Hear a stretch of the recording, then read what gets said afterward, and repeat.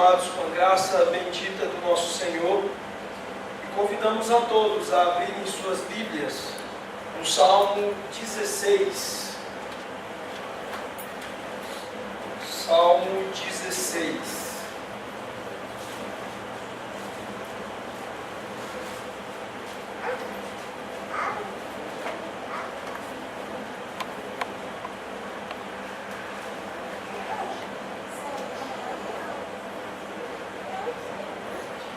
Salmo 16 diz assim a palavra do Senhor: Guarda-me, ó Deus, porque em ti me refugio. Digo ao Senhor, tu és o meu Senhor, outro bem não possuo, senão a ti somente. Quanto aos santos que há na terra, são eles os notáveis, nos quais tenho todo o meu prazer. Muitas serão as penas dos que trocam o Senhor por outros deuses. Não oferecerei as suas libações de sangue, e os meus lábios não pronunciarão o seu nome. O Senhor é a porção da minha herança e o meu cálice. Tu és o arrimo da minha sorte. Caem-me as divisas em lugares amenos, é muito linda a minha herança. Bendigo o Senhor que me aconselha, pois até durante a noite o meu coração me ensina.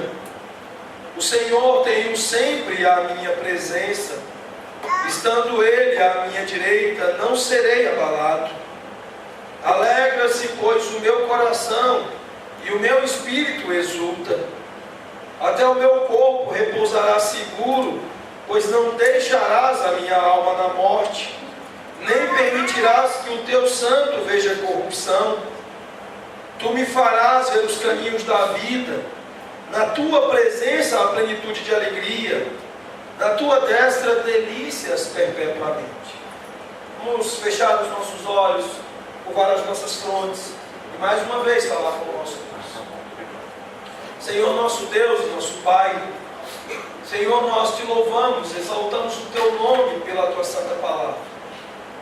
Palavra que já foi lida, que simplesmente por ter sido lida é a voz do Senhor falando aos nossos corações, a nos instruir, a nos aconselhar, a nos animar, quando a cruz é a obra grandiosa do nosso Senhor Jesus. Mas, ó Deus, nós desejamos colher proveito ainda maior da tua palavra. As delícias, os prazeres, a grande alegria que há, aquilo que é revelado na tua palavra. Nós queremos encontrar ainda maior deleite, ó Pai, em entender melhor cada uma destas letras e destas gloriosas expressões reveladas pelo Senhor. Meu Deus, portanto, nós nos achegamos a Ti para clamar pela Tua direção. De maneira, Senhor, que o Senhor nos conduza quanto a falar, de modo que seja dito apenas aquilo que diga respeito à Tua palavra, aquilo que exalte o nosso Senhor Jesus Cristo, que o glorifique, que santifique o Teu nome, Senhor, promova Teu reino. De maneira, Senhor, que nós possamos aplicar preciosamente à vida dos Teus servos as gloriosas verdades desse texto. E assim, ó Deus, que o Senhor possa fazer com que seus corações, seus ouvidos sejam sinceros, sejam prontos, ó Pai, diante de Ti, em obediência, pelo santo auxílio e direção do Santo Espírito. Ó Deus, para que possamos sair daqui e viver segundo as importantes verdades do texto que temos diante de nós. Portanto, Senhor, abençoa-nos ao que nós te pedimos, no nome do Senhor Jesus. Amém. Amados, esta noite eu escolhi esse salmo, um salmo precioso, um salmo da palavra do Senhor, um salmo de Davi que nos anima os corações, que nos fala a respeito da eterna satisfação em Deus, que nos fala da verdadeira alegria, do verdadeiro prazer, do verdadeiro contentamento que somente encontramos no Senhor. E nós gostaríamos de abordar a respeito dos ensinos preciosos que há aqui nesse texto, existem aqui nesse texto para proveito das nossas almas, para benefício das nossas almas. Portanto, hoje nós estaremos diante desse tema, a eterna satisfação em Deus. E muito importante, muito oportuno pensarmos a respeito disso no mundo que que se nos oferecem cada vez mais para um prazer, para uma alegria, que são falsos, que aparentemente podem até nos seduzir e nos enganar por alguns instantes, mas que no final se mostram como evidências de morte e prazeres e alegrias que cessam, assim como rapidamente se propõem aos nossos olhos.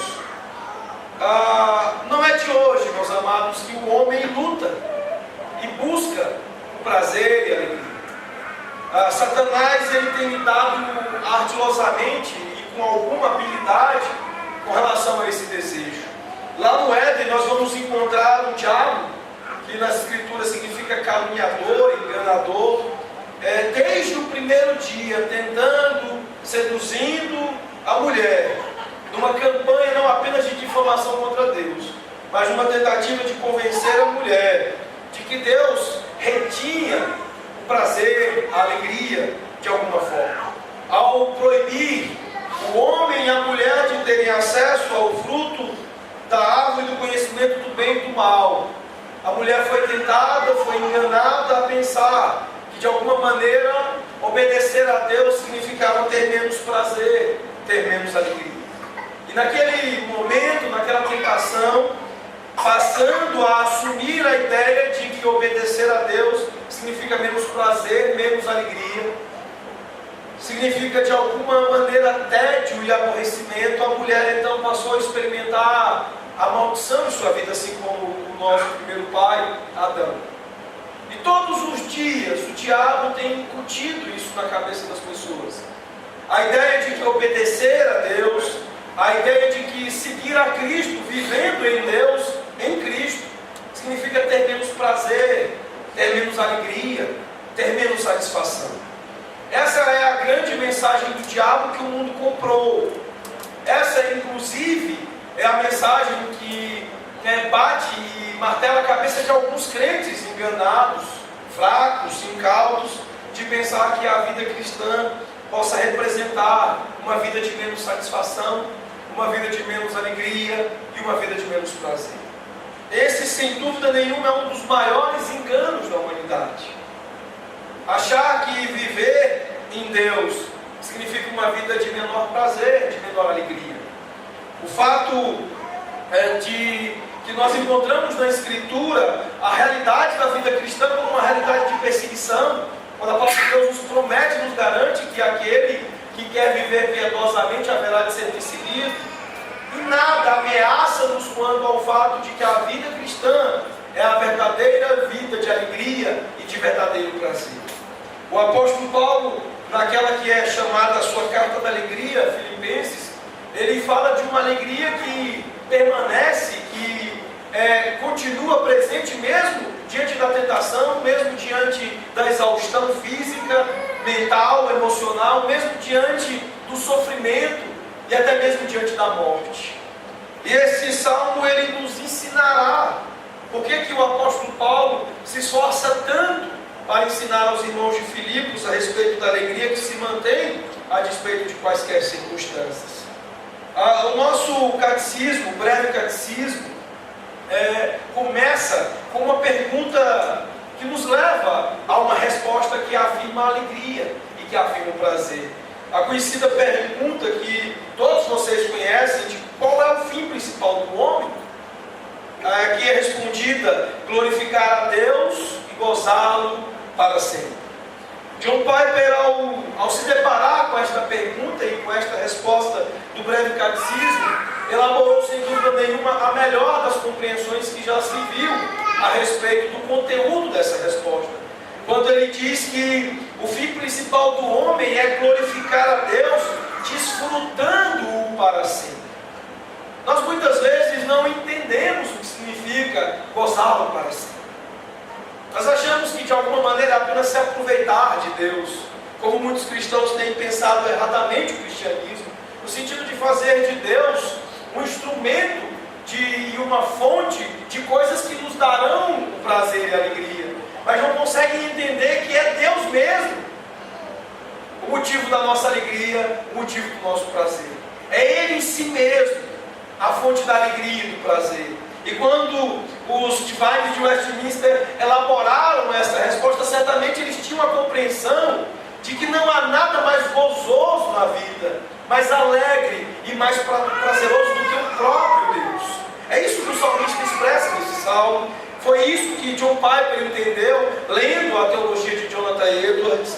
E é isso que nós precisamos urgentemente, para o bem das nossas almas, compreender. Entender, meus irmãos, que Deus não se opõe à minha alegria. Deus não se opõe ao meu e ao seu prazer. Antes, Ele mesmo é a expressão dessas coisas quando verdadeiras. É Deus que é o nosso prazer. Muitas pessoas pensam que seguir a Deus é uma coisa sombria, que viver uma vida sem as regras do cristianismo é aquilo que de fato lhe trará o verdadeiro prazer.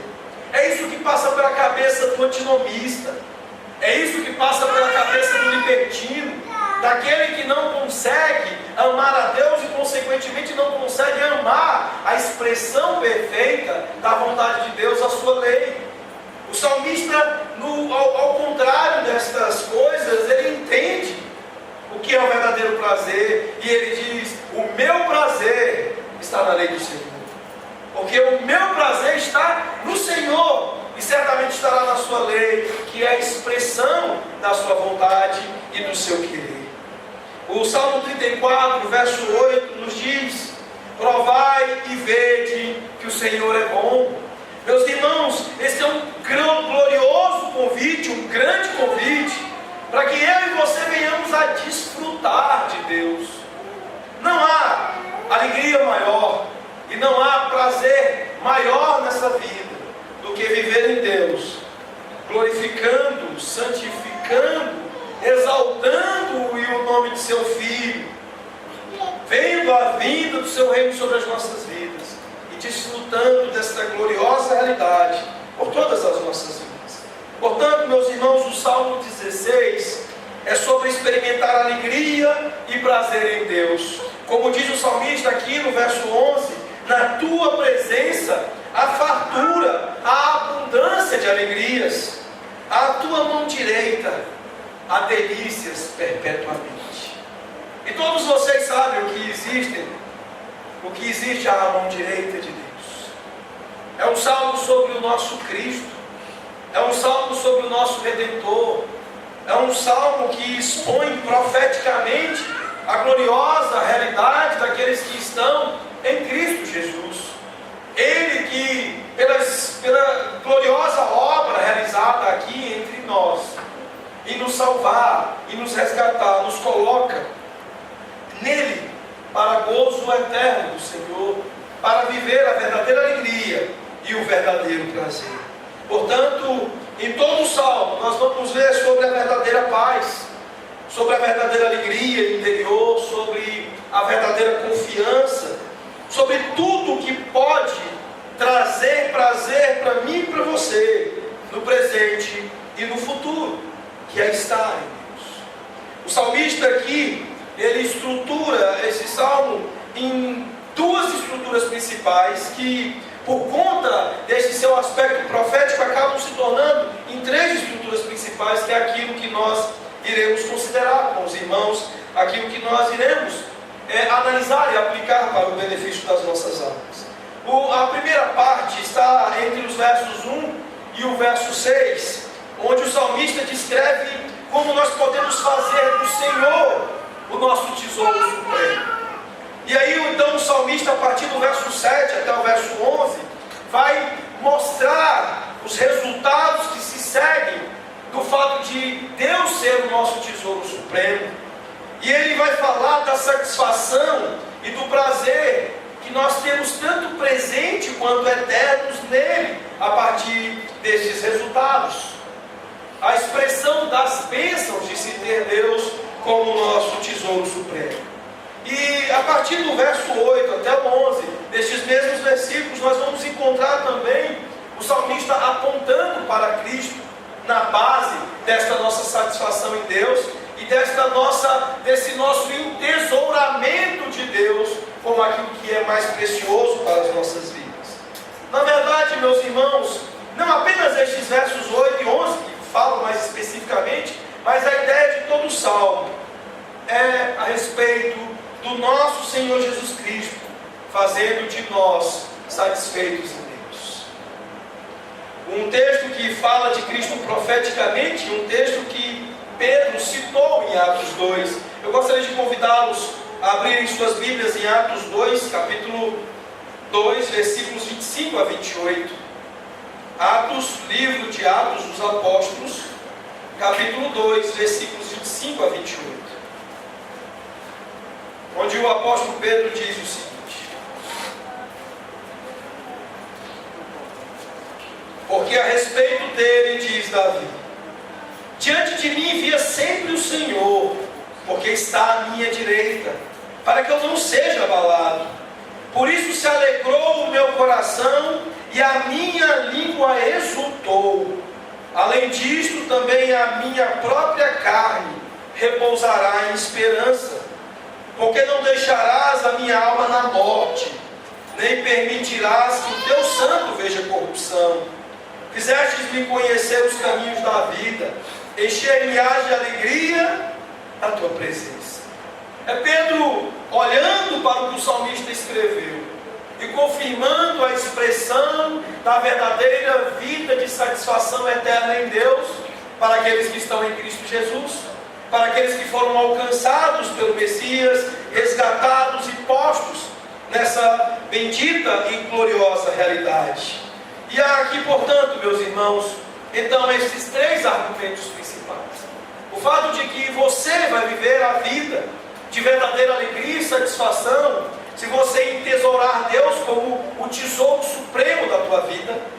Em segundo lugar, o fato de que isso te trará resultados gloriosos, bênçãos gloriosas, satisfações evidentes e não apenas presentes, mas eternas. E de que Cristo, Ele, o Senhor Jesus, é a fonte e é a realização desta nossa eterna satisfação em Deus. Portanto, o salmista, em primeiro lugar, nos apresenta ao imperativo, à necessidade de que você faça de Deus o teu tesouro supremo. Os versos 1 a 6 vão nos apresentar esta necessidade. E a partir do verso 1, o salmista começa a nos apresentar pela mais básica necessidade para se fazer de Deus o nosso tesouro supremo. Vejam o verso 1. Guarda-me, ó Deus, porque em ti me refugio. Ou seja, é necessário que você faça do Senhor o teu refúgio e salvador, se você quer fazer do Senhor o teu tesouro supremo. Meus queridos, nós temos aqui Davi expressando a necessidade de refúgio, a necessidade de guarda. Nós não sabemos pelo texto se Davi, de maneira específica, estava passando por algum tipo de situação de iminente perigo, de sofrimento, de perseguição. Nós não temos aqui com clareza se ele estava em um momento de sua vida onde as coisas estavam complicadas e havia necessidade deste refúgio, abrigo e guarda do Senhor. Mas o fato é que, no mínimo, Davi estava refletindo a respeito do curso geral da sua vida, da necessidade de que Deus lhe seja por refúgio e lhe seja por guarda e proteção. A necessidade da redenção do Senhor expressas através do senhorio dele, cuidando de nós, à medida da nossa dependência dele. O fato é que temporalmente nós instintivamente tentamos nos proteger do mal e do perigo, eu e você, mesmo temporalmente necessitamos de proteção. Hoje a família do Kleber almoçou lá em casa, o Kleber, a Maiara e a Estherzinha, e as crianças ofereceram Coca-Cola para a Estherzinha. E ela disse: não, eu não tomo refrigerante, eu não gosto dessas coisas de ralo. E isso já mostra o quanto até mesmo uma criança de 5 anos tem instintos naturais de evitar o mal, de evitar aquilo que nos traz perigo e nos traz dano. Nós instintivamente somos equipados para buscar proteção, buscar segurança.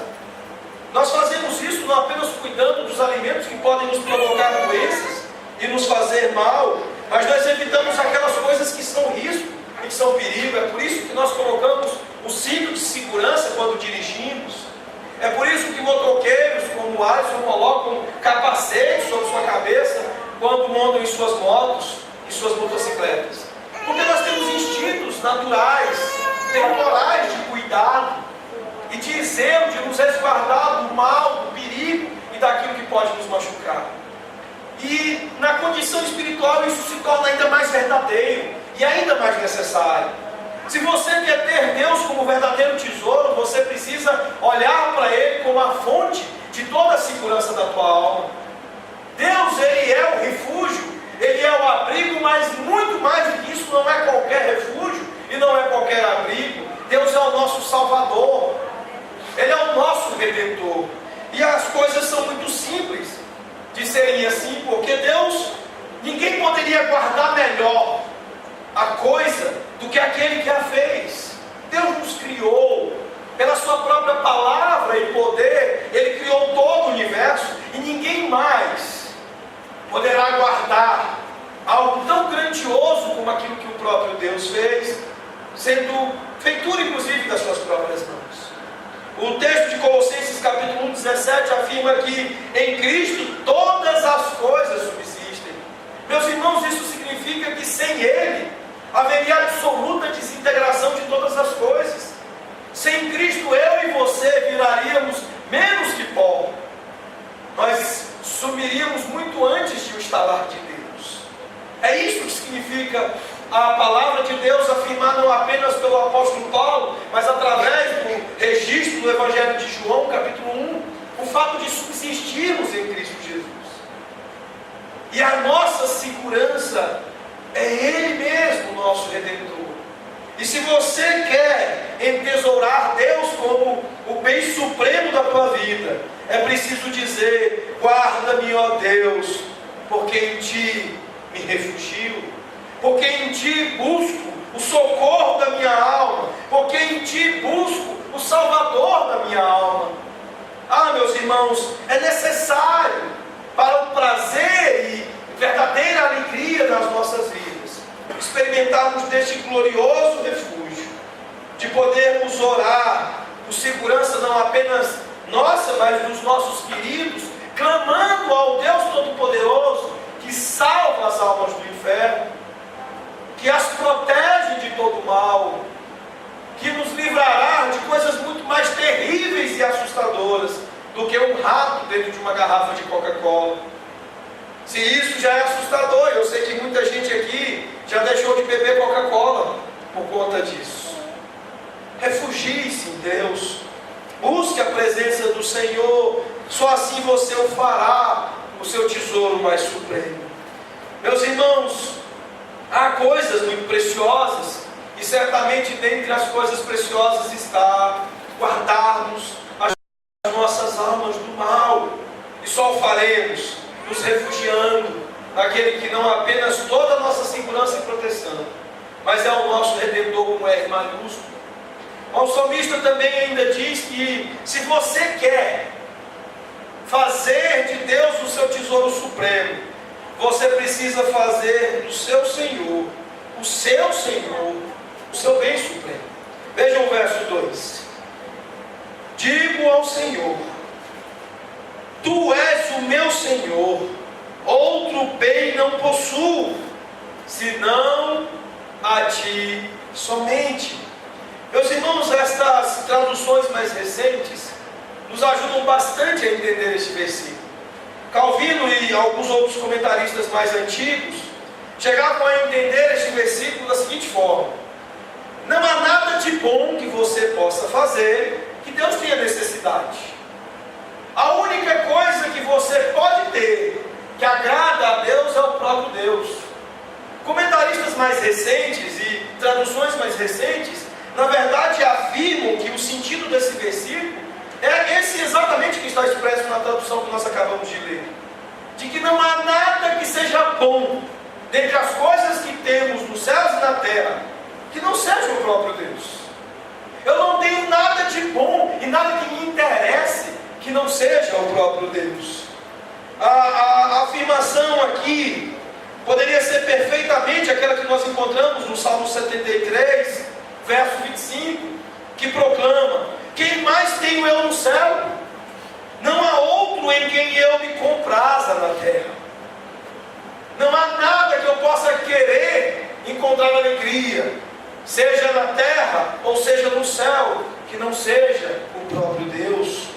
E o salmista, ainda no Salmo 73, verso 28, ele continua, para deixar ainda mais claro: quanto a mim, bom é estar junto a Deus. No Senhor Deus põe o meu refúgio, para proclamar todos os seus feitos. Mas nós vivemos um tempo onde as pessoas, mesmo os crentes que se dizem, se julgam os mais piedosos, parecem extremamente convencidos de que eles possuem grandes coisas para apresentarem diante do Senhor.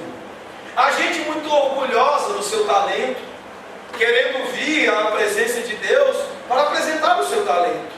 Há aquelas dançarinas que tanto ensaiam, que tanto se exercitam nos cursos de balé, que têm tanto apreço pelo que fazem na arte, que querem vir ao culto na presença do Senhor e apresentar isso como um grande bem diante do Senhor, não entendendo que o que é mais precioso no culto, que é aquilo que é fundamental, glorioso no culto, é o próprio Deus, revelado em Cristo Jesus e expresso naquela que é a revelação de Cristo, a sua palavra. Meus irmãos, há aqueles que querem fazer da palavra do Senhor um bem com o qual se possa concorrer dentro do culto, justamente porque não entendem isso aqui que o salmista entende, que não há bem mais precioso na vida do crente que o próprio Deus. Portanto, a pergunta que eu faria aos irmãos é: meus irmãos, o que vocês poderiam oferecer de bom e de melhor para Deus? A resposta é muito simples: o próprio Deus, o que nos colocou em condições de estarmos na presença dele sem sermos consumidos, que foi a doação que ele fez de si mesmo para nós, doando a sua justiça através do seu Filho, dando o seu Filho por nós e em nós, para que pelo seu Filho e no seu Filho pudéssemos estar na presença dele. Se você quer ter Deus como o tesouro supremo da tua vida, você precisa urgentemente fazer do Senhor, o próprio Senhor, o seu bem supremo. A igreja evangélica moderna precisa entender isso. Há muitas pessoas que, quando perguntadas sobre quais são as virtudes da sua igreja, essa mesma semana, um pastor amigo meu que trabalha, mora e atua como missionário na Nova Zelândia, perguntou para mim: Dilcilei, se você pudesse escolher uma marca, uma característica da igreja presbiteriana Aliança, qual seria? Eu confesso aos irmãos que eu pensei por alguns instantes. E depois de conversar com ele sobre isso, eu fiquei ocupado por alguns outros instantes, pensando sobre as muitas respostas que ele poderia ouvir. Algumas igrejas certamente iriam dizer que a sua característica principal são as grandes construções, as grandes obras missionárias que fazem erguendo templos, que de repente o seu trabalho, a sua grande característica que mais sobressaia, seja o departamento infantil, seja a grande estrutura que nós temos para o trabalho com crianças. Isso mostra o quanto muitas vezes o próprio Deus é um tesouro a mais apenas para muitas igrejas. Meus irmãos, se nós queremos expressar vidas, mentalidades, corações cristãos que de fato entendem o que é o verdadeiro prazer, a verdadeira satisfação eterna, nós teremos na ponta da língua o maior bem da minha vida, da vida da nossa igreja, da vida da minha família, é Deus mesmo. Muitas famílias poderiam se atrever a dizer que o bem mais precioso, William, seja a chacrinha lá no final de semana. Ontem nós tivemos um dia gozoso, muito bom, na presença da família do presbítero William, Franciele, Carlinha, presbítero Marcos. É muito bom estarmos ali. Mas esse não é o bem mais precioso na vida do presbítero Marcos. Esse não é o bem mais precioso na vida do presbítero William. Muito longe disso. Muito longe disso. O Sam Storms, ele entendendo isso, ele diz que tudo sem Deus é praticamente inferior a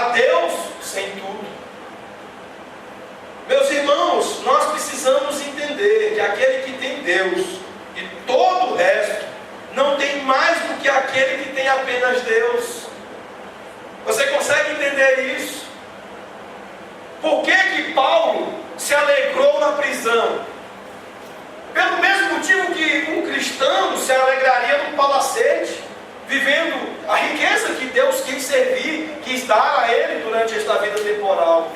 O mesmo motivo que faz de Paulo satisfeito na prisão, sem nada, é o mesmo motivo que faz um crente que tenha grandes patrimônios, que tenha grandes coisas, que tenha um monte de coisas, alegre e satisfeito. Deus mesmo. Você tem pensado assim? O seu coração tem estado em Deus de maneira que Ele é o bem e o único bem precioso na sua vida, ao ponto de você entender que, tendo tudo, você não é nada mais do que aquele que também tem Deus e não tem nada. Você consegue entender isso?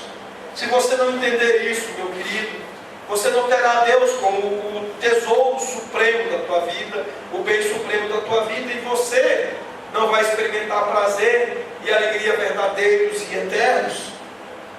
Aqui há uma coisa importante, uma informação importante nesse versículo. O salmista diz aqui: digo ao Senhor, Tu és o meu Senhor. No hebraico existe uma palavra para Deus como a força infinita, o Deus Criador e o Deus em termos gerais do universo. Mas essa expressão do salmista é uma expressão pactual, é uma expressão aliancista. Aqui a palavra é Yahvé, que é o Deus do pacto, o Deus da aliança.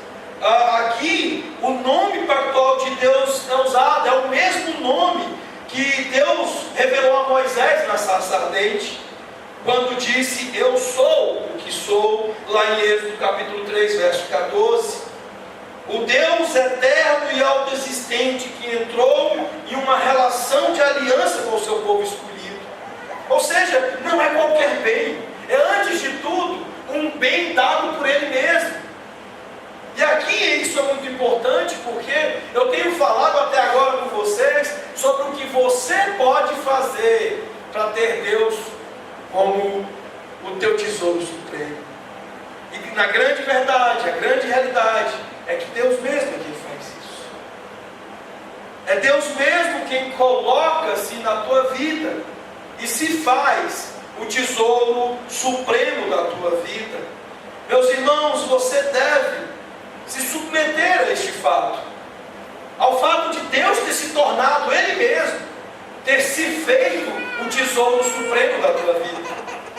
Quando Ele deu o seu Filho para morrer por você, revelou-se salvadoramente a você e te colocou aqui no privilégio de ser parte do povo de Deus. Você precisa compreender este fato, submeter-se a esse fato, entesourar no seu coração o fato e a verdade de que Deus é aquilo de mais precioso que existe na sua vida.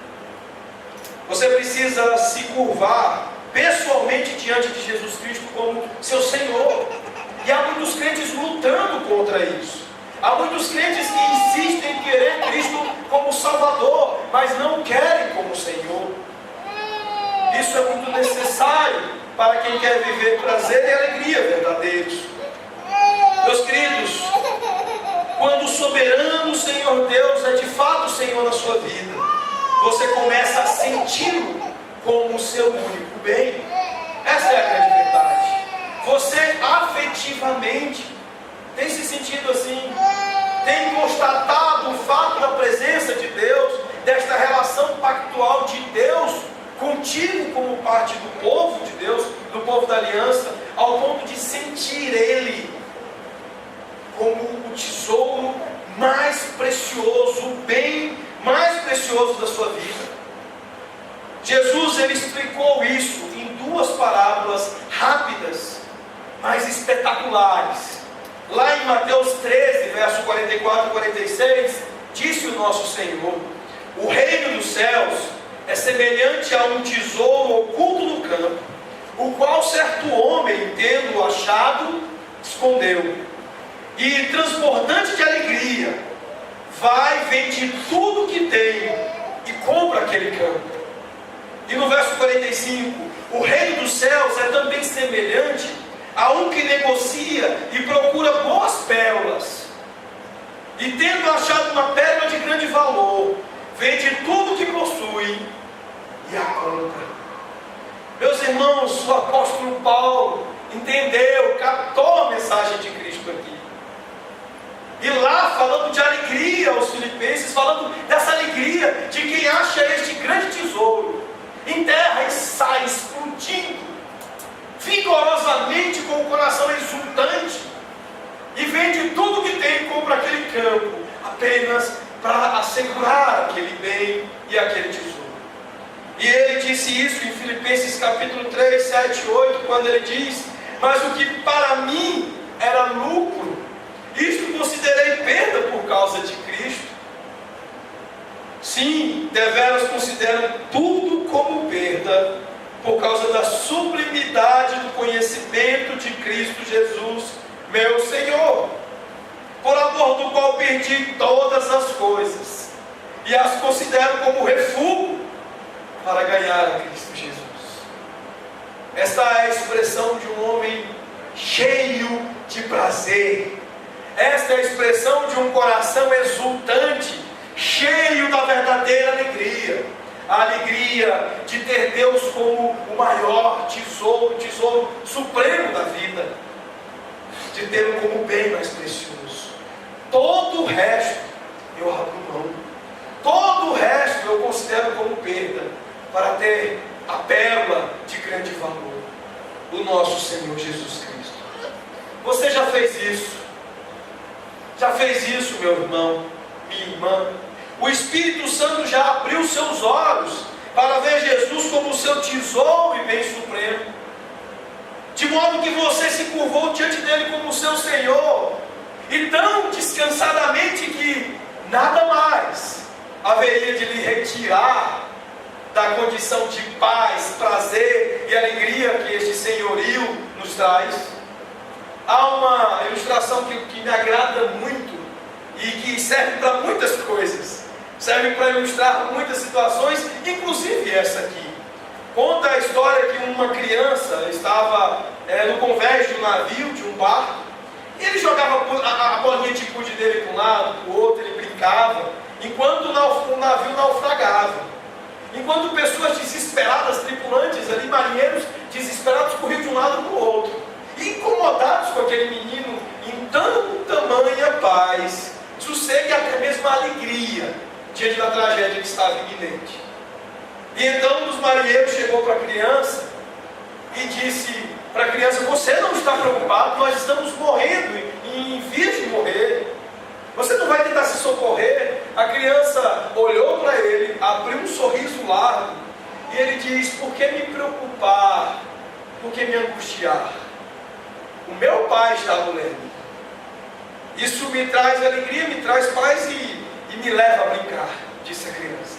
Eu tenho sossego, eu vou brincar, vou continuar com a minha bolinha, porque meu pai está lá. Você vive assim, você vive com essa paz, com esse sossego de saber que Cristo está no comando da tua vida. Como nós cantamos aqui, somente em Cristo, do começo ao fim, Cristo nos conduz, nos dirige. E é isso que deveria nos trazer grande prazer e grande alegria. O fato de entender que Cristo basta. O fato de entender que Deus é o nosso bem supremo. O salmista ainda fala a respeito de um desdobramento deste fato pactual, deste fato da aliança e do senhorio de Deus, o Pai, o Deus da aliança que se deu em pacto a nós, pela mediação pactual de seu Filho, nos leva ao verso 3 que diz: quanto aos santos que há na terra, são eles os notáveis, nos quais tenho todo o meu prazer. Nós já falamos um pouquinho sobre isso esse dia, domingo passado, quando nós encerramos o culto com o hino 368, despedida, com a expressão de bem sempre achegados aos crentes. Nós falamos sobre a importância disso para aqueles que vivem tendo Deus como seu tesouro supremo. O fato da necessidade que você faça do Senhor a base de suas amizades, que que você faça do Senhor a base de seus relacionamentos. Quantos aos santos que há na terra, são eles os notáveis, dos quais eu, diz o salmista, tenho todo o meu prazer. Meus irmãos, fazer do Senhor nosso único bem, numa relação pactual, não implica em separarmos de outras pessoas, a ponto de nos tornarmos um tipo de monge, um tipo de confinamento solitário. Pelo contrário, estarmos em Deus e termos Deus como bem supremo das nossas vidas, nos colocará nas verdadeiras relações, nos colocará na verdadeira relação. Pelo contrário, meus irmãos, Deus não quer que nós venhamos a nos furtarmos das outras relações. Ele, quando nós o colocamos no centro de tudo, incluindo os nossos relacionamentos, reorienta a nossa vida tudo conforme Ele mesmo. Nós somos diariamente tentados a buscar prazer e alegria em relações sem Deus, em relações que não estão centradas em Deus. E há pessoas que não nos entendem quando elas dão as mãos à impiedade e nós não queremos conviver com elas. Há algumas pessoas que acham que nós estamos querendo ser melhores do que elas, quando simplesmente nós obedecemos a palavra de Deus e os nossos corações exultam pelos santos do Senhor. O ponto de Davi neste versículo 3 é que a sua alegria em Deus é realmente reforçada, porque ele tem se encantado na companhia do povo de Deus, a quem aqui ele se refere como santos, como notáveis, que poderia ser traduzido como majestosos. Um povo que na tradução da ESV, uma nova tradução que os americanos fizeram, poderia ser chamado de excelentes e amáveis. O povo cuja convivência, cuja relação nos preserva Deus como um tesouro supremo. Não tenta nos roubar desta realidade de Deus como um tesouro supremo das nossas vidas. Meus irmãos, estes termos juntos descrevem o povo de Deus como aqueles que, separados para Ele, têm um caráter excelente e nobre. E povo que vale a pena conviver. A ideia é que nós devemos nos deliciar na companhia dos santos de Deus, crescendo juntos em santidade e amor. Que nós juntos devemos encontrar a alegria e o prazer. Assim, fazer do Senhor o seu tesouro supremo. É importante fazer isso como refúgio no Senhor, como seu Salvador, tendo Deus como seu bem supremo, mas fazendo isso também com base em amizades e relacionamentos com os santos do Senhor. Pela manhã nós falamos sobre a gravidade para a nossa missão de nos envolvermos em tolas conversações. A palavra de Deus diz que as conversações tolas corrompem os bons costumes. Nós devemos ter contato com os ímpios para que possamos compartilhar com eles do Evangelho com o intuito de trazê-los a Cristo Jesus. Mas essa não será uma relação que nos trará alívio, ânimo, prazer e contentamento. Trará, se o Senhor de fato resgatar estas almas. Mas o salmista está dizendo aqui que a verdadeira alegria, o verdadeiro prazer, nós encontramos na presença dos santos do Senhor.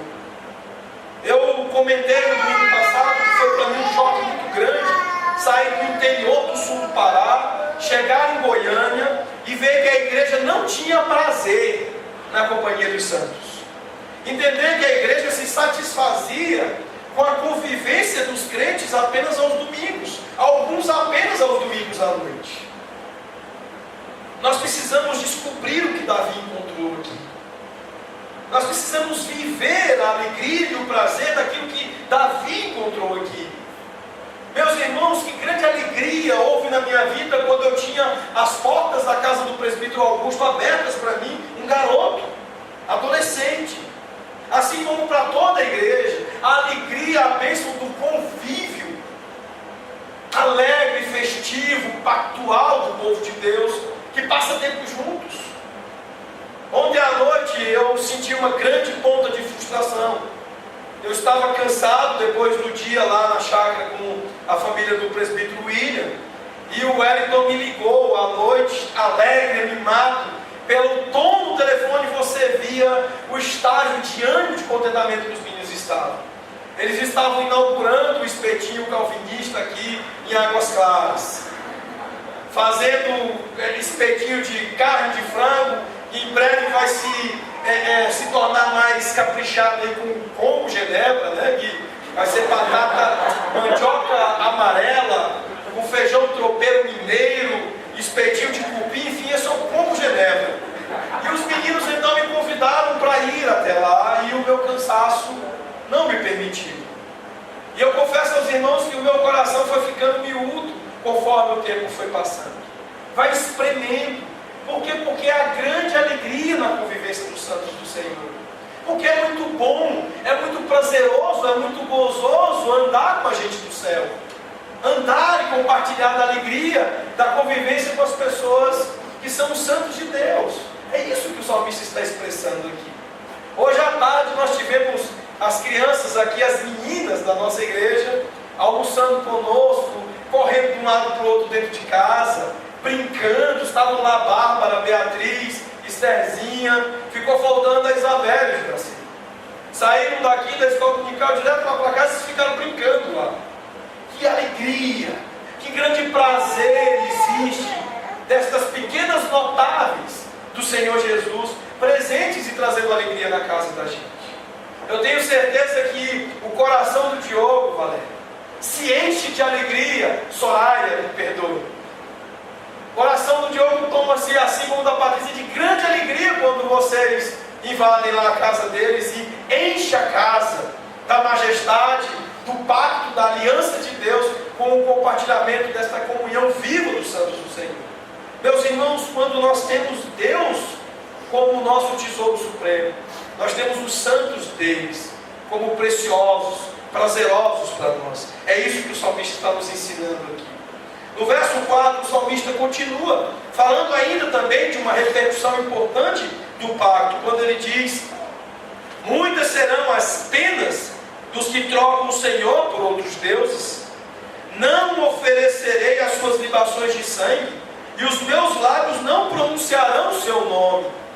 O salmista aqui está dizendo para você que, se você quer ter Deus como seu tesouro supremo, faça do Senhor um objeto exclusivo da sua adoração. Ele diz: muitas serão as penas dos que trocam o Senhor por outros deuses. Ele tinha em mente aqui os pensamentos de Davi aqui estão agora voltados para aqueles santos de Deus que trocaram, que viraram as costas para Deus e buscaram os ídolos. Há aqueles que fazem isso experimentando da presença no meio do povo de Deus, mas que não eram dos nossos e que não eram dos santos de Deus. Aqueles que João deixa muito claro que estiveram entre os crentes, mas que não eram crentes e que trocaram a adoração do Senhor por outros deuses. Mas há também a possibilidade de que santos do Senhor cultivem ídolos do coração. Calvino costumava dizer que o ser humano, o coração humano, é uma fábrica de ídolos. Há pessoas que irão trocar a adoração do Senhor por um monte de coisa.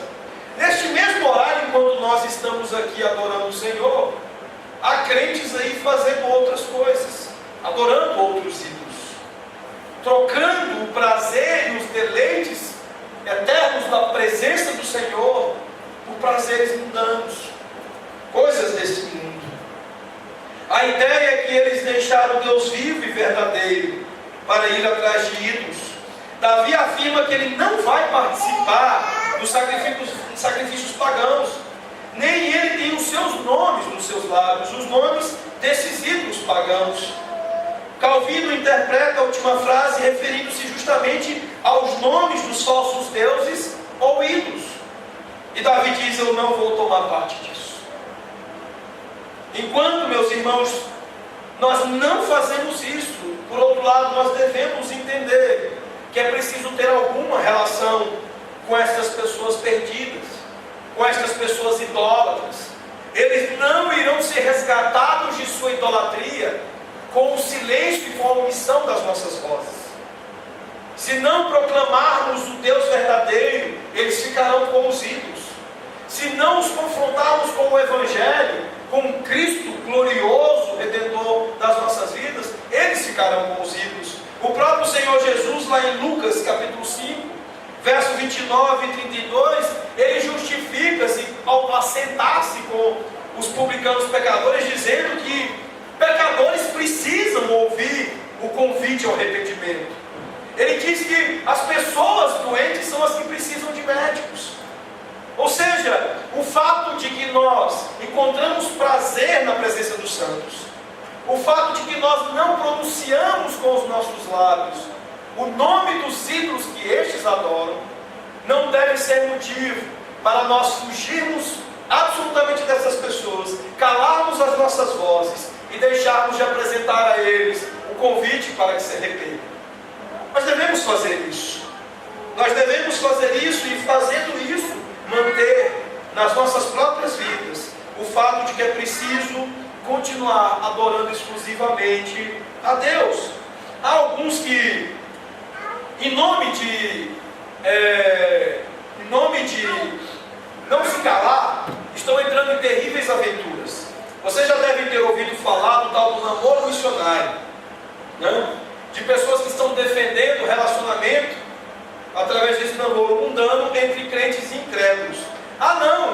Não há problema nenhum em um moço crente, uma moça crente namorar um incrédulo, um adorador de deuses pagãos, um idólatra de falsos deuses, né? Porque essa será uma oportunidade para que ele venha se converter. A palavra de Deus nos proíbe factualmente, claramente, desse tipo de envolvimento. Não existe essa coisa tal de namoro missionário. Não existe isso. Existe a evangelização onde o crente, o crédulo, evangeliza e confronta o ímpio, mas não se põe em relação com ele íntima e afetiva dessa natureza. A palavra de Deus diz que devemos tomar cuidado para não sermos seduzidos por pessoas que seguem falsos ídolos, e mesmo seduzidos a seguir esses falsos ídolos e deuses, ou se juntar a eles em comportamentos ímpios, em comportamentos próprios de ateus. Muitos crentes que estão se relacionando com pessoas que adoram outros deuses, acabam por se envolver em comportamentos ímpios. Nós temos visto em redes sociais, e as redes sociais nesse sentido acabou por vir para ser uma grande expressão de desmascaramento de muita gente, porque nela muita gente deixa máscaras cair, por mais que seja uma coisa para se construir máscaras, para se maquiar a vida. Ali nós temos visto muita gente que estão presentes nos cultos no domingo, mostrando onde os seus corações estão. Gente que estão no domingo na igreja e depois por aí vivendo como os ímpios vivem, e não se constrangem em fotografar isso e colocar no Facebook.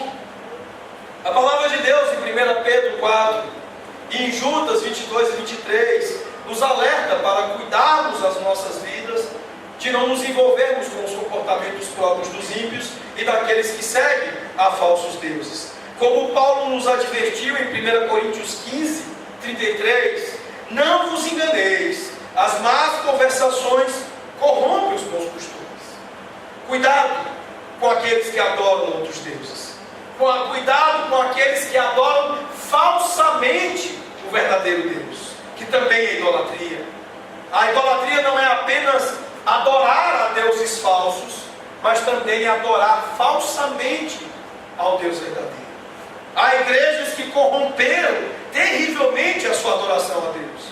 Há igrejas que contaminaram o culto, assim como na Idade Média o catolicismo romano contaminou a adoração através da missa, do que chamavam de pregação em latim, com o sacerdote de costas para a igreja, com o rococó, com o enfeite do pavão que se fazia na missa romana, e com aquilo hoje que nós temos visto no culto evangélico.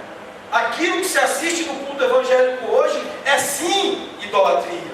uma falsa adoração do verdadeiro Deus. Cuidado para não se envolver com isso, porque somente a exclusiva e verdadeira adoração de Deus nos conservará tendo Deus como nosso tesouro supremo. Há pessoas que têm no coral, há pessoas que têm naquilo que se faz em determinado momento do culto como algo precioso. Você vê muitas pessoas não estando preocupadas com aquilo que se faz de espúrio, porque ama demais aquele momentozinho que ele toma parte. Cuidado para não se tomar e se envolver em parte da idolatria que tem sido costumeira na igreja evangélica. Davi, meus irmãos, aqui nos alerta de que os sofrimentos do ímpio serão multiplicados. Ele usa palavras semelhantes àquelas que foram pronunciadas a Eva, quando lançada sobre ela a maldição da multiplicação das dores. Portanto, o alerta para nós é que enquanto o estilo de vida ímpio das pessoas que buscam prazer pecaminoso possa nos motivar, tais formas só irão trazer sobre nossas vidas multiplicação de tristeza, de frustração. Cuidado com isso. John Newton diz que alegrias sólidas, que tesouros duradouros, nenhum deles os ímpios terão, mas os filhos de Sião saberão destas coisas. Portanto, se você quer manter Deus como o tesouro supremo das suas vidas, faça do Senhor o objeto exclusivo de sua adoração. Mas cuidado, para que você não adore o verdadeiro Deus de maneira falsa, porque isso não resolverá aquilo que se pretende. E o salmista diz ainda nos versos 5 e 6: o Senhor é a porção da minha herança e o meu cálice, tu és o arrimo da minha sorte. Caem as divisas em lugares amenos, é muito linda a minha herança. Se você quer fazer do Senhor o teu tesouro supremo, você precisa fazer do Senhor a tua herança presente e eterna, diz o salmista. Aqui o salmista, ele está se referindo à mesma ideia que se encontra no Antigo Testamento para a distribuição de terras para as tribos, as 12 tribos de Israel. É interessante porque a palavra do Senhor vai nos falar de sorteio para a distribuição de terras e da tribo de Levi sendo excluída dessa distribuição de terra. Eles ficaram no final das contas sem terra. Números 18, 20 vai expressar que para esses levitas, para esses sacerdotes da tribo de Levi, a porção e a herança não era terra. Mas diz o texto: disse também o Senhor a Arão: na sua terra herança nenhuma terás, e no meio deles nenhuma porção terás. Eu sou a tua porção e a tua herança no meio dos filhos de Israel. Ou seja, para estes irmãos, a verdadeira herança, aquilo que de fato se tornou a porção deles, era o próprio Deus. Será que é isso que tem acontecido também na sua vida, como expressão de satisfação eterna em Deus? Davi, meus irmãos, reflete esta realidade aqui, desses da tribo de Levi, para a sua própria vida. Ele aplica a si mesmo. O seu pensamento é que ter o Senhor como sua porção é melhor do que ter o melhor pedaço de terra que alguém poderia herdar. Você tem observado, hoje nem tanto, mas antigamente era mais comum, especialmente em famílias do Norte e Nordeste, famílias de muitos filhos e que normalmente deixavam propriedades, fazendas, grandes pedaços de terra. E você via inventários, né? Você via ali distribuição de herança que durava 10 anos, 20, 30 anos, briga e mais briga de um monte de herdeiros por conta de pedaços de terra. Aqui nós vemos Davi fazendo para si mesmo a aplicação de que nenhum, ou o melhor pedaço de terra que eu possa herdar, se compara a ter o Senhor como a minha própria porção e a minha herança. Calvino usa 12 palavras para falar sobre estes versículos quando ele diz: nada é ensinado corretamente na verdadeira piedade, senão que devem ser aqueles que acham que só Deus é suficiente para a sua felicidade. Quando nós temos Deus como suficiente para a nossa felicidade, nós encontramos aí uma verdadeira expressão de piedade. E continua Calvino: para quem tem Deus como sua porção, é desnecessário qualquer outra coisa que se considere para constituir uma vida feliz. Nós poderíamos desejar terras, desejar porções, bens, heranças de todo tipo, mas a verdadeira piedade consiste em desejar Deus como a nossa porção e como a nossa herança. Meus irmãos, eu não posso fechar essa primeira parte deste belíssimo salmo sem pedir que cada um de vocês descansem e se conduzam até o Senhor, se curvem diante do Senhor, tendo Ele como seu tesouro supremo. Para o bem das vossas almas, Deus precisa ser o tesouro supremo de suas vidas. Se esse conceito é estranho para você, se estas coisas são estranhas para vocês, eu peço ao Senhor que abra o seu coração. Eu peço ao Espírito Santo de Deus que regenere a sua vida, que lhe abra os olhos e que faça ver a maravilha que é o nosso Deus, para que alegremente você dê tudo o que você tem para ganhar isso. Mas o salmista aqui, nos versos seguintes, ele fala ainda duas coisas importantes. A primeira delas é o que acontece quando o Espírito lhe permite ver essas coisas que nós temos dito até aqui. E o fato é que quando o Senhor é o seu tesouro supremo, você ficará satisfeito com os prazeres presentes e eternos dele.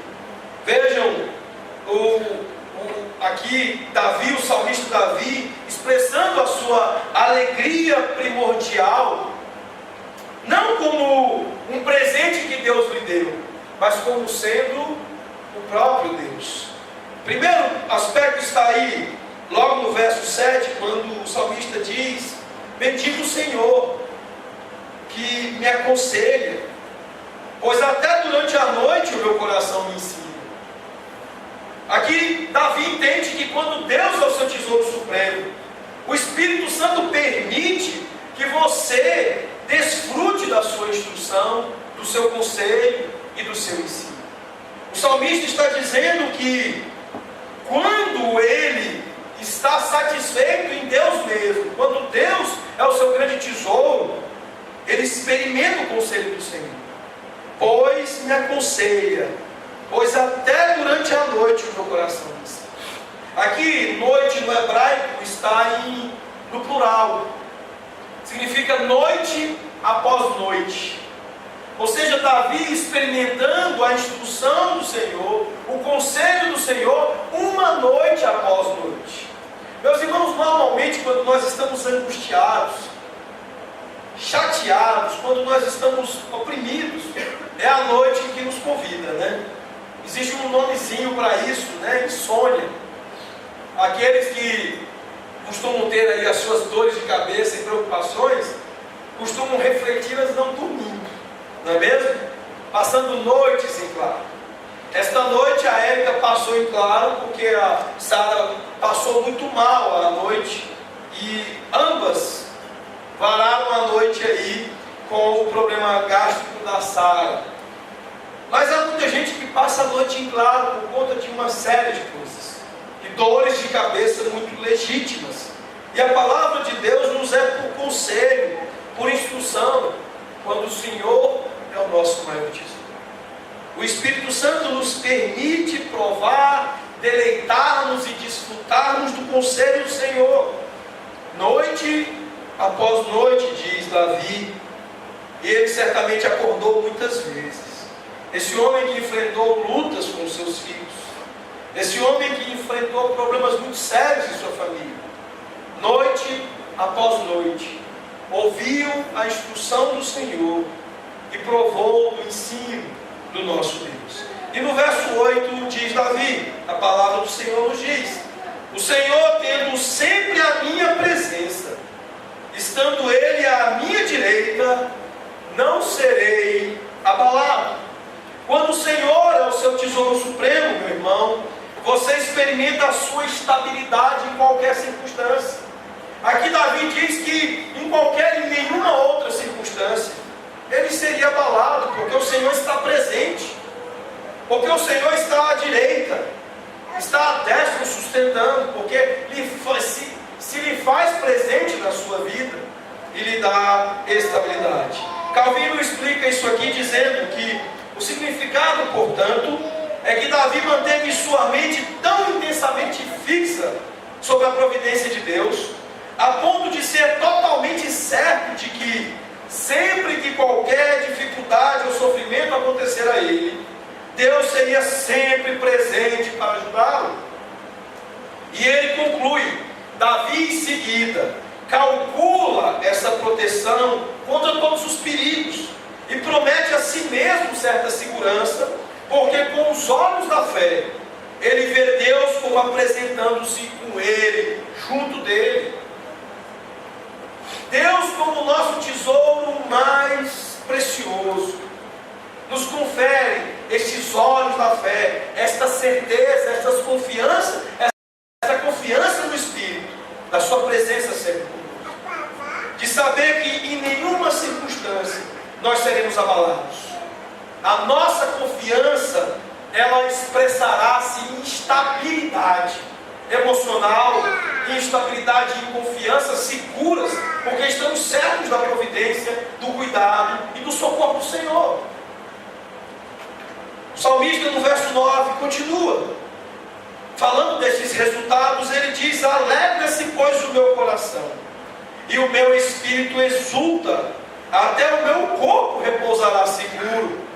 Aqui ele está dizendo que quando o Senhor é o seu tesouro supremo, você experimenta gozo e alegria na sua segurança. Não é apenas estar seguro, não estar abalado, não é apenas estar estável emocionalmente, não é estar apenas confiante no Senhor, mas é estar gozoso e alegre nesta segurança.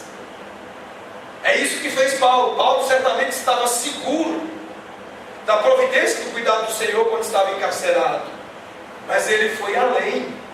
Ele não apenas demonstrou estabilidade e segurança, ele demonstrou alegria e gozo no Senhor. E a mesma coisa é aquilo que o salmista expressa aqui. E o salmista deixa tão claro isso porque ele expõe isso de uma maneira inteira, integral. É ele todo. Ele diz aqui: alegra-se pois o meu coração. Coração no Antigo Testamento, meus irmãos, é o homem todo, é o homem inteiro. Alegra-se as minhas intelecções, alegram-se os meus afetos e alegra-se a minha vontade. É isso que o salmista está dizendo. E o meu espírito exulta. E ele demonstra a confiança quanto ao cuidado com o seu corpo, na medida em que ele aqui demonstra, através desta expressão, o meu corpo repousará seguro. Ou seja, o meu corpo não verá a corrupção, em outra tradução. A palavra do Senhor está apontando para o fato de que, mesmo que Davi venha experimentar a morte física, a sua confiança naquilo que profeticamente esses versículos já falam da ressurreição do Senhor Jesus, ele está preservado. Não há motivo para chorar, não há motivo para se apavorar, não há motivo para ter medo. Há motivo para, em quaisquer circunstâncias e nesta segurança, nesta estabilidade, se alegrar e gozar-se do Senhor. Portanto, e aí ele chega então aos últimos versículos. Nos versículos 10 e no versículo 11 ele diz: pois não deixarás a minha alma na morte, nem permitirás que o teu santo veja corrupção. Tu me farás ver os caminhos da vida, na tua presença a plenitude de alegria, na tua destra delícias perpetuamente. Esse é um texto, são versículos claros sobre o nosso Cristo. Isso está muito claro porque o teu santo, o santo em S maiúsculo aí, claramente falam do nosso Cristo, do nosso Redentor, mas podemos aplicar isto a Davi. Nós podemos entender aspectos aqui aplicados a ele, a sua confiança no Senhor Jesus. O faz descansar no fato de que esta alegria, esta segurança, esta estabilidade, estas coisas todas, não são apenas temporais, não são apenas presentes. Mas aqui nós temos Deus como nosso tesouro supremo, resultando na experimentação da eterna alegria, do prazer na presença de Deus, que serão eternos, e estamos em confiança nisso. Vocês sabem e se lembram que o apóstolo Paulo diz que se não cremos na ressurreição de Cristo, a nossa fé é vã. Este é um texto que fala sobre satisfação em Deus, mas é um texto que fala sobre a importância da ressurreição de Cristo, da sua morte e ressurreição para mim e para você. Aqui o salmista está expressando a sua confiança quanto ao fato de que em Cristo nem a morte lhe roubará o eterno prazer e a eterna presença de alegria do Senhor. Isto está nos assegurado de maneira eterna. É impressionante o quanto disso faltou na vida de Salomão, e com duras penas Salomão irá aprender sobre o que o seu pai expressa aqui. Nós poderíamos muito bem ter visto Davi ensinando essas coisas a Salomão, teria lhe poupado muita coisa. Esta satisfação de Davi aqui tem um sério contraste com a experiência de seu filho Salomão. Salomão, ele procurou satisfação no trabalho, em vão. Ele procurou através da sabedoria, em vão. Ele construiu uma bela mansão, um jardim de tirar o fôlego, em vão.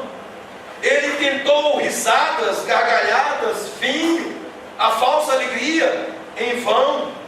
Ele tinha prazeres sexuais, teve 1000 mulheres, 700 esposas, 300 concubinas, em vão. E ao final, depois que nem mesmo a riqueza fabulosa que tinha não lhe podia comprar alegria e prazer verdadeiros, ao final, em Eclesiastes 12:13, ele diz: a suma é: teme a Deus e guarda os seus mandamentos, porque isto é o dever de todo homem. Meus irmãos, que pena que este homem que lemos aqui inspiradamente não tenha sido capaz de poupar seu filho de buscas tão frustrantes. Nós precisamos buscar essas compreensões para que venhamos a viver de fato a satisfação e a alegria que são verdadeiras e que são eternas. Mas certamente neste momento vocês devem estar se perguntando: mas pastor, se eu for atrás dos prazeres mundanos, se eu na verdade deixar de ir atrás dos prazeres mundanos e buscar o prazer em Deus, como é que eu posso ter certeza de que eu vou experimentar esta eterna alegria e este eterno prazer em Deus? Talvez eu vá viver uma vida dura de sofrimento, de perseguição ou até morte. Mas e como é que é possível, com tanto risco, eu saber que vou ter prazeres para sempre em Deus? É isso que este salmo nos responde. É essa a grande verdade conclusiva a respeito deste salmo. O fato de que todas as promessas de prazer eterno de Deus são garantidos pela morte e pela ressurreição de nosso Senhor Jesus Cristo. É isso que estes versículos finais nos confirmam. Foi isso que nós lemos em Atos 2, o apóstolo Pedro nos afirmando. Lá no capítulo 13, é isso que o apóstolo Paulo irá reiterar, das mesmas palavras de Pedro e destas mesmas palavras de Davi. Meus irmãos, Davi, que morreu e que o seu corpo de fato baixou a sepultura, experimentou a decadência, na verdade apontava profeticamente para a segurança que nós temos em Cristo Jesus, para a certeza de que a morte e a ressurreição de nosso Senhor Jesus Cristo são as grandes garantias que temos de que vamos experimentar o prazer eterno e a alegria eterna. O texto de Isaías 53 diz que todos nós, como ovelhas, nos desviamos. E cada um de nós se voltou para o seu próprio caminho. Mas o Senhor fez com que a nossa iniquidade caísse sobre ele. E é essa a nossa segurança. O apóstolo Paulo, dirigindo-se aos Gálatas, ele diz: Cristo nos resgatou da maldição da lei, fazendo-se maldição por nós, pois está escrito: maldito todo aquele que for pendurado no madeiro, a fim de que em Cristo Jesus a bênção de Abraão chegasse aos gentios, para que pudéssemos receber a promessa do Espírito mediante a fé. Essa é a sua segurança. Essa é a grande segurança que você tem de assumir este prazer com uma grande confiança na sua vida. Como Paulo também explica em 1 Coríntios 15, 12 e 19, toda a fé do cristão repousa sobre a ressurreição corporal de Jesus de entre os mortos. Se o seu corpo está na tumba e sofreu decadência, então não estamos perdoados. Mas se Cristo de fato morreu e ressurgiu dos mortos, e a palavra eficaz, inerrante do nosso Deus nos assegura isso, e nós cremos nisso, e é essa a segurança que nós temos, de que este prazer que nos é prometido, de fato nos é assegurado, e nós podemos descansar nisso. Ele ressuscitou, meus irmãos. Paulo e Pedro e muitas outras testemunhas fiéis afirmaram isso com alegria. E você, para experimentar as bênçãos desse salmo, precisa crer nisso com alegria e com confiança. Portanto, nos é dado experimentar de fato alegria, nos é dado de fato experimentar prazer e a verdadeira alegria. Nós não somos chamados a viver e a seguir um Deus sombrio. Nós somos chamados a seguir e a viver sob o comando de um Deus glorioso, de um Deus que é Ele mesmo alegria, que Ele é todo alegria, Ele que se faz Ele mesmo o nosso tesouro, o nosso prazer e a nossa alegria. Mas nós somos corriqueiramente criaturas indiferentes. Nós com facilidade nos enganamos com prazeres mundanos e desprezamos a alegria infinita que se nos oferece em Cristo Jesus. Nós somos parecidos por vezes como aquela criança que fica ali na favela de Recife, brincando na lama, esquecendo-se que o mar está a 100 metros dali. Nós somos assim. Nós trocamos a alegria bendita de brincarmos e nos deleitarmos e nos alegrarmos com os santos de Deus e na presença de Deus por coisas banais. Nós já falamos aqui sobre a grande alegria que existe em passarmos o dia do Senhor, nos deleitando na presença do próprio Deus, nos deleitando em Deus mesmo. E muitas vezes um pequeno sono, um pequeno descanso numa cama, um programa de televisão, qualquer coisa menor, nos roubam a alegria do gozo, do desfrute do nosso Deus. Meus irmãos, nós estamos muito facilmente satisfeitos com coisas pequenas demais. É preciso ser mais exigentes. Esta é a grande verdade. Os prazeres que nós encontramos em Deus não são pequenos prazeres. Os prazeres que nós encontramos no mundo são pequenos, são falsos. Não se contente, não se satisfaça facilmente. Seja exigente.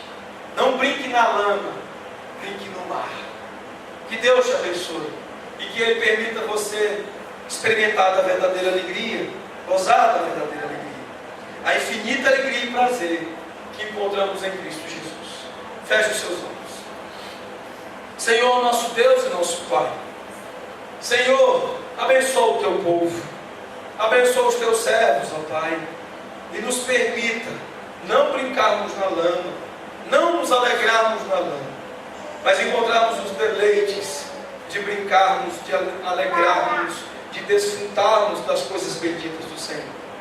da presença do Senhor abundantemente. E nós confiamos nisso. E nós queremos viver apenas para essa alegria. É o que nós clamamos e pedimos no nome do Senhor Jesus.